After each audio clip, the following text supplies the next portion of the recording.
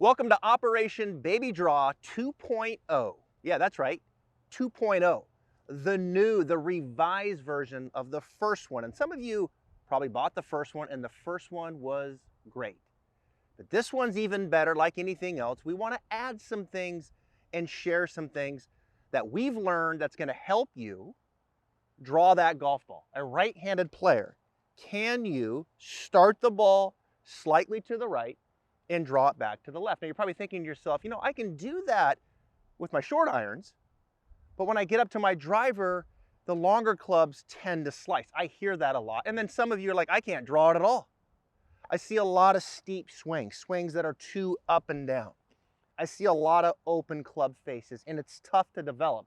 And development oftentimes requires you to learn how to hit a baby draw. So that's what this program is about. I'm going to walk you through it step by step, 10 videos. Do it at home, follow along, and then take it out to the driving range and eventually the golf course with the goal in hand to hit a baby draw. You ready? Let's get started.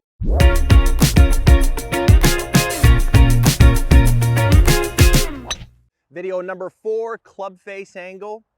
You're going to want to pay attention to this one because I've been teaching for 22 years, and club face angle, learning how to prepare the club face, is a very popular topic of discussion, not just in training programs, not just in online lessons, but in-person lessons. I'm giving this structure, this context, and how to get the club face more times than not more closed so you can prepare yourself to hit the inside of the ball, right? We know we want to hit the inside of it. We know if we're looking from the target line, we stand to the side of the ball. We know we want that club to kind of fall back in here. That's what we see on TV. And then we want to turn and hit it, and we attack it from in here. But yet so many of you are coming down, you know, too much this way, too steep, and really a lot of you out there, and then across your body this way, and we see those divots angled left. So we know we want to get out of that, but how do we do that? In this next step here, club face angle is a big part of it. I've went to my 9-iron here in this video. You'll notice I moved it back to ball position number 1.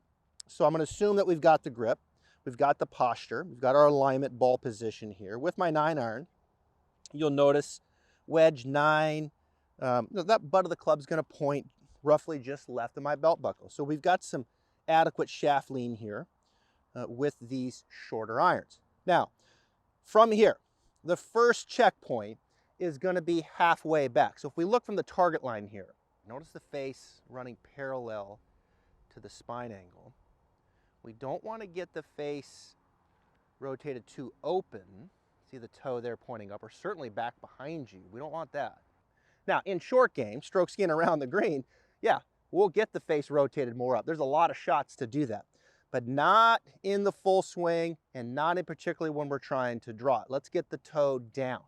I don't want it like crazy shut, okay, but I want it roughly parallel to my spine angle. A good checkpoint is if I can see 2 knuckles here on my left hand at address, and I'm to turn and then look down, I can see roughly those same 2 knuckles. Okay, if I rotate the face, now I can see 3. If I go the other way, now I can't see any.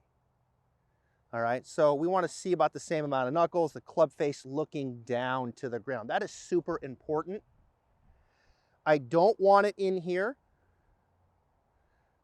I want it more out here, okay? I want the hands in, the club head a little out, but more importantly, I want that face looking down. Very, very important. The second checkpoint is we've got to get the club face looking towards the sky a little bit. Okay, so as I talked about in video 1, we want to get that face on that 45, or if anything, looking a little up towards the sky. This is where wrist angles come into play. If we go to face on here, my lead wrist, this is extension. Extension would be this little cupping motion where the knuckles are looking back at me, and then flexion would be this little bowing motion where the knuckles are looking away from me. I would prefer, in the context of learning how to draw it, that we start feeling a little bit of flexion. Okay, you can see how I'm kind of milking that left hand. Feels like I'm kind of curling these bottom 3 fingers underneath this way, stressing that grip a little bit.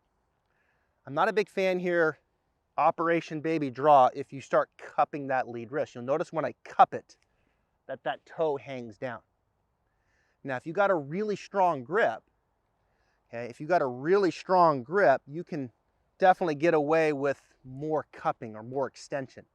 It's not my preferred way of drawing it, but if you're in a pinch and it works for you and you just crank the grip over and you're happy with that, knock yourself out. All right, but if you want to do it probably with a little more context and a little more development, I would keep the grip relatively neutral, maybe slightly strong. I would get the face here, and then I would put some flexion in that lead wrist, and that combination, when you do that, gets the face kind of turned up to the sky a little bit. Not crazy, but a little bit. We've got to get that. Don't give me that. Okay, don't get the toe down or curling over there. The other thing you'll feel with that left hand is when it flexes like this, you'll feel that right hand bent back. Okay, that left wrist curl, that left wrist is flexed, that right wrist is bent back this way. So it's taking on extension. You want that right wrist bent back, that left wrist curling. The right elbow can, it has room. It can flare a little, or you can keep it in. There's some room here with the elbow. I don't think we want the elbow to the point where it's really cranked out, where you start losing that pressure point between the lifeline and the thumb. We want to keep that lifeline fastened to that thumb. So that elbow's got to have some structure here, but it doesn't have to be really pinched in at the top. I mean, if you want to pinch it a little, that's fine. If that helps you curl the left wrist. We'll get to that right elbow on the downswing. The most important thing here on this video, though, is getting the face looking here and getting the face looking here at the top of the swing. Do what you have to do to get that face angle there, because that's going to set the stage for what we want to do coming down. Get this club face correct. If you're like most golfers, you blame yourself when you miss a short putt. So after you hold back the urge to throw your putter in the lake, don't do that. You try to fix your putting stroke. But how long does that last? 1 week, 1 round, 1 hole? There's a company called Lab Golf that doesn't think you should be blaming yourself. That's because all putters have this thing called torque, which means the putter face is trying to twist during the stroke, so you grip it like a snake. What Lab Golf did is they figured out how to make putters with no torque. They call it lie angle balance, and you have to feel it to believe it. I did. The Lab Golf putter, you don't have to use a funny putting grip to try to keep the face square. You can putt it any way you want because Lab Golf putter stays perfectly square by itself. It's effortless. To see how much easier putting can be, head over to labgolf.com.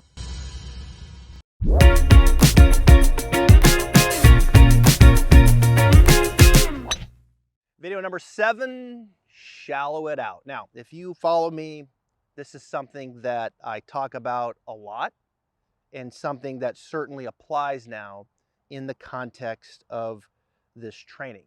And the reality is this club's probably already, when you look from the target line here, it's already probably wanting to do some of this. It's wanting to come back in here, swing a little bit more from in here, and try to start the ball a little bit more to the right. We're already trying to get the path working more out that way because we've already got things so structured, and some of you are probably tired of pulling it. So you've already instinctively said, well, I'm just going to go ahead and sling it out there, and all of a sudden there's a push draw. Let's give that a little more context. I've set another club down here just to the inside. You can see it pointing, coming from the inside here towards the golf ball. We're going to use that as a good little checkpoint. Shallowing it out basically means from the top of the swing that we want the shaft to kind of pitch back this way. Okay, the shaft to kind of pitch back closer to horizontal in transition rather than steepen, which would mean now it's going towards vertical in transition. Okay, we really want to avoid that at all costs. This, we want more of this. Okay, now that doesn't mean, as we just kind of put the bow on the backswing here, it doesn't mean that you're really trying to get this thing horizontal and laid off to the top. Now, some of you may need to feel a little bit of that. I'm not a big fan here of the shaft laying off at the top because in transition, it probably does want to steepen. I am kind of a fan of what we talked about here, the shaft being kind of in this structure here, you know, maybe 45 degrees towards 90 slightly. Okay, somewhere here. We don't want it like this, but we certainly don't want it like this either. Okay, but it's in this position where now we can kind of work back underneath it. And what I found is that when this is good here, and we get that turn good, the right hip working up, left knee's coming across, we're on this inclination, you know, things start to really get pretty organized in here. And now we can shallow and we can work back underneath it. It's gonna shallow down a little bit. And that's where this comes in. A great checkpoint for this shaft to come down and feel like it's matched up to it. Where that club head is a little bit back behind the hands, so when we turn to hit it, we hit it from the inside. Flexion in the lead wrist is a big one. Feeling the lead wrist with some flexion. This is something you see most good players do. This flexion, this way. Okay, I always sometimes get people to feel the back of the left hand kind of curls and works towards that camera. It's working away from me. Extension, we're going to stay away from that. I don't want you pulling down on this handle. Okay, you pull down on it, you can see that shaft wants to get in line with it. It wants to steepen it. And when you pull down, it's an extension. Okay, so flexion again from face on is kind of this effect. Back of the left hand curling away from me. Extension, now it's cupped and looking back at me. Okay, I don't want it looking at me. I want it curling away from me, flexing. You can see that club face when I do that. Look at that club face. It's looking kind of back towards the camera. When I extend, it disappears. Okay, that's key. That is huge in what that left hand is doing. Give me some flexion, and maybe even give me a little bit of external rotation, a little pinch in the elbow, right? You can see that right elbow kind of pinching a little inward. Yes, the elbow comes down, but external rotation gives me a little bit of this. A little bit of elbow going this way. Internal would be this way. That's why I'm not a big fan at the top, like really trying to, you know, pinch it externally rotate at the top. That can have some value for some, but if you get too much this way, then you don't really have any coming down, right? You're already kind of maxed out. So I tend to like the elbow just kind of float a little bit, but then give me a little bit of that coming down, a little external, and then a little flexion in the lead wrist. And now all of a sudden, this shaft is starting to pitch back. See that? It's starting to pitch back early in transition. That's where we want it to be. So go up there, get yourself turned, get that face prepared. Let's get it pitched back. And as we pitch it back, look at the club face looking towards the camera, and then bring it down and match it up to that shaft that's on that angle. Parallel, right elbow bent, right wrist bent, left wrist kind of flex, knuckles down, and that toe, again, kind of curled down. Okay, don't get it this way. Don't get it this way. Look at that extension. Look at that knuckle, those knuckles looking at me. Now they're looking down. Okay, man, you have got a great chance from there. I mean, the probability of impact has improved considerably at that point. This is a key move. If you are following along with me right now and you feel like, yeah, I got this. Yep, I've got this. And I'm going to work this at home. I'm going to feel some flexion. I'm going to feel some external rotation in the right shoulder. And I'm going to feel that club pitched back. I'm going to feel that club face looking towards that camera. And I'm going to feel that stop right there at delivery. Right elbow bent, out in front of the hip, right wrist bent, left wrist flex curling down, and that toe curled in. You're in a good spot. You are in a good spot. Now I want to go to the next video now to give you a little more context on how the body initiates, supports to help you get into that perfect delivery position.